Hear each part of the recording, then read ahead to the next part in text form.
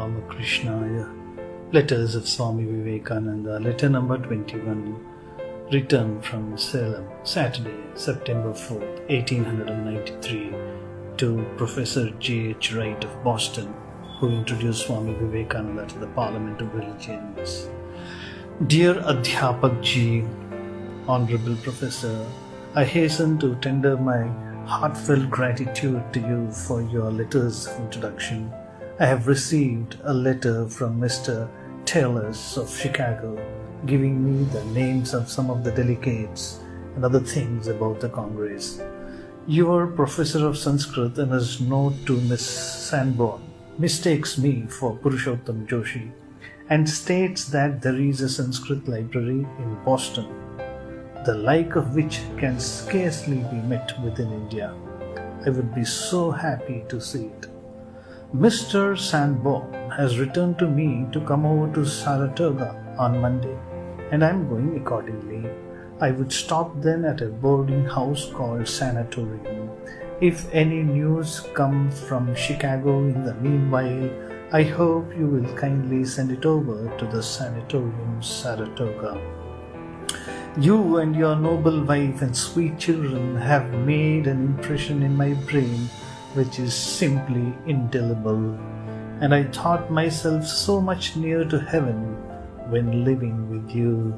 May He, the giver of all gifts, shower on your head His choicest blessings. Here are a few lines written as an attempt at poetry, hoping your love will pardon this infliction. Ever your friend Vivekananda. Poem. Over hill and dale and mountain range, in temple, church and mosque, in Vedas, Bible, Al-Quran, I had searched for thee in vain. Like a child in the wildest forest lost, I have cried and cried alone, where art thou gone, my God, my love? The echo answered, gone. And days and nights and years then passed, a fire was in the brain. I knew not when day changed in night, the heart seemed rent in twain. I laid me down on Ganga's shore, exposed to sun and rain. With burning tears I laid the dust and wailed with water's roar. I called on all the holy names of every clime and creed. Show me the way in mercy, great ones who have reached the goal. Years then passed in bitter cry, each moment seemed an age, till one day midst my cries and groans, someone seemed calling me. A gentle, soft and soothing voice that said, my son, that seemed to thrill in unison with all the chords of my soul. I stood on my feet and tried to find the place the voice came from. I searched and turned to see around me, before, behind. Again it seemed to speak, the voice divine to me. In rapture all my soul was hushed, entranced, enthralled in bliss. A flash illumined all my soul, the heart of my heart opened wide. O joy, O bliss, what do I find? My love, you are here, and you are here, my love, my all. And I was searching thee from all eternity, you were there, enthroned in majesty.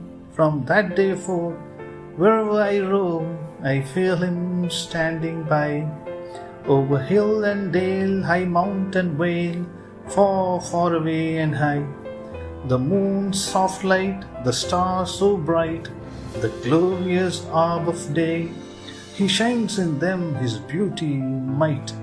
Reflected lights are they, the majestic morn, the melting eve, the boundless billowy sea.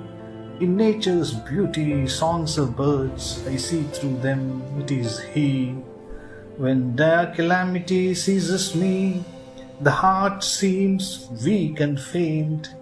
All nature seems to crush me down. With laws that never bend, meseems I hear thee whispering sweet. My love, I'm near, I'm near. My heart gets strong with thee, my love. 1,000 deaths, no fear. Thou speakest in the mother's lane that shuts the baby's eye. When innocent children laugh and play, I see thee standing by. When holy friendship shakes the hand, he stands between them two.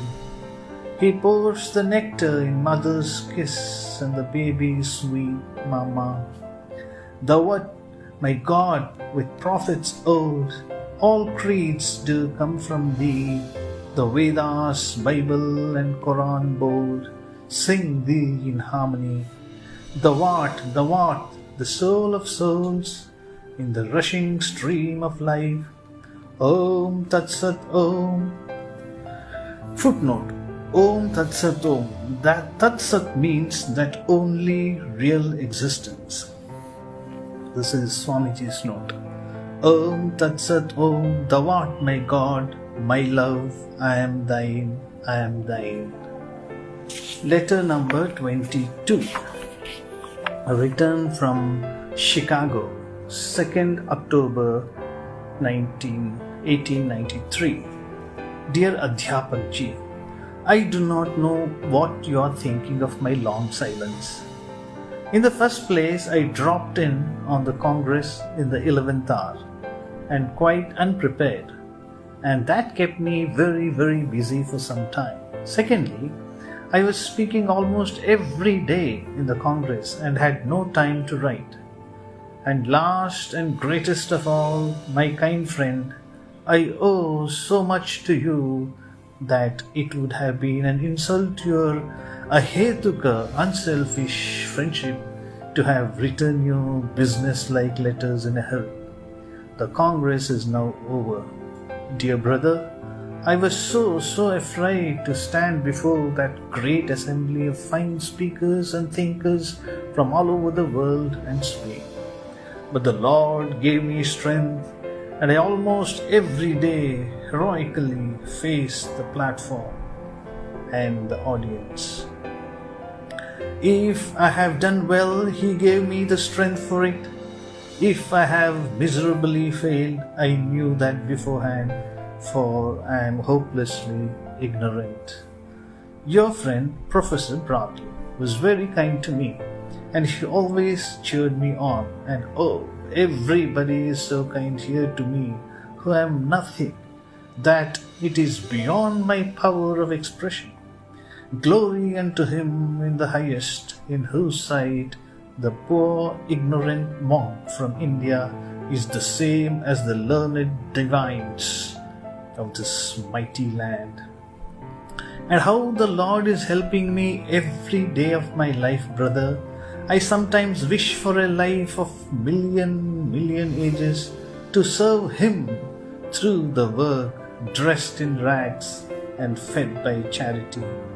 Oh, how I wish that you were here to see some of our sweet ones from India, the tender-hearted Buddhist Dhammapala, the orator Mazumdar, and realize that in the far-off and poor India there are hearts that beat in sympathy to yours, born and brought up in this mighty and great country.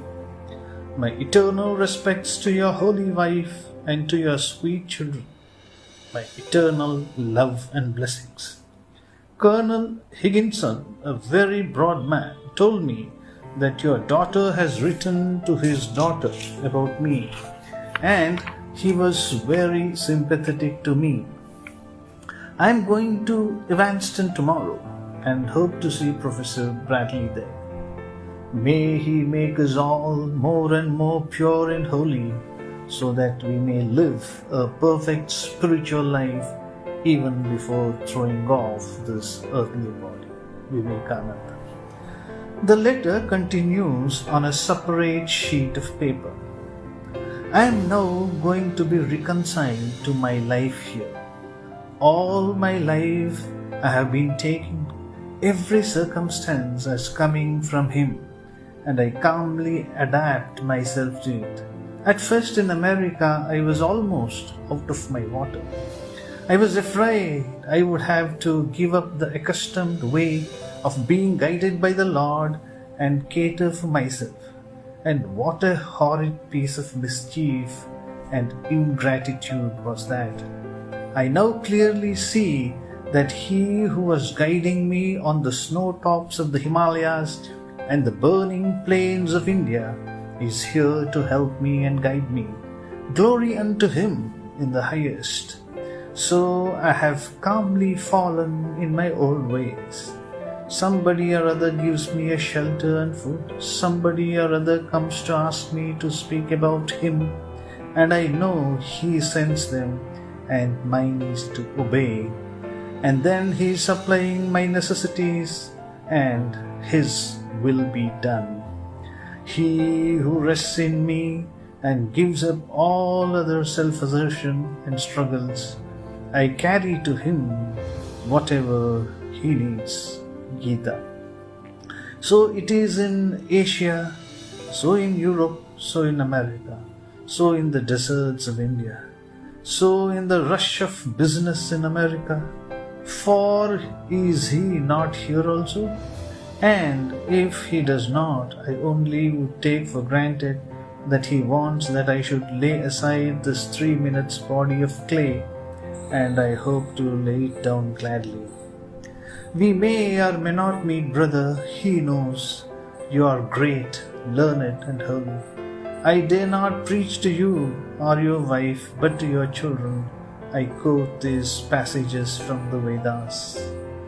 The 4 Vedas, sciences, language, philosophy and all other learnings are only ornamental. The real learning, the true knowledge, is that which enables us to reach Him who is unchangeable in His love. How real, how tangible, how visible is He through whom the skin touches, the eyes see, and the world gets its reality. Hearing Him, nothing remains to be heard. Seeing Him, nothing remains to be seen. Attaining Him, nothing remains to be attained. He is the eye of our eyes, the ear of our ears, the soul of our souls. He is nearer to you, my dears, than even your father and mother.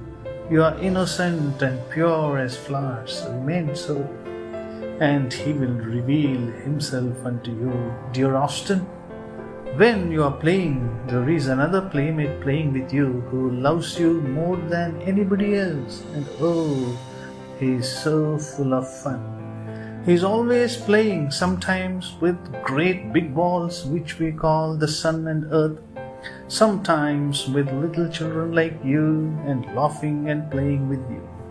How funny it would be to see him and play with him. My dear, think of it. Dear Adhyapak Ji, I am moving about just now. Only when I come to Chicago, I always go to see Mr. and Mrs. Leon, one of the noblest couples I have seen here. If you would be kind enough to write to me, kindly address it to the care of Mr. John B. Leon, 262 Michigan Avenue, Chicago. He who gets hold of the one in this world of many, the one constant existence in a world of flitting shadows, the one life in a world of death, he alone crosses this sea of misery and struggle, none else, Vedas. He who is the Brahman of the Vedantins, Ishvara of the Nayayikas, Purusha of the Sankhyas, cause of the Mimamsakas, law of the Buddhists, absolute zero of the atheists, and love infinite unto those that love, may He take us all under His merciful protection. Udayanacharya, a great philosopher of the Nyaya, a dualistic school. And this is the benediction pronounced at the very beginning of his wonderful book Kusumanjali, a handful of flowers, in which he attempts to establish the existence of a personal creator and moral ruler of infinite love independently of revelation. Yours, ever grateful friend, Vivekananda. Om Shanti Shanti Shanti. Hari Om Tat Sat. Shri Ramakrishna Arpanamastu.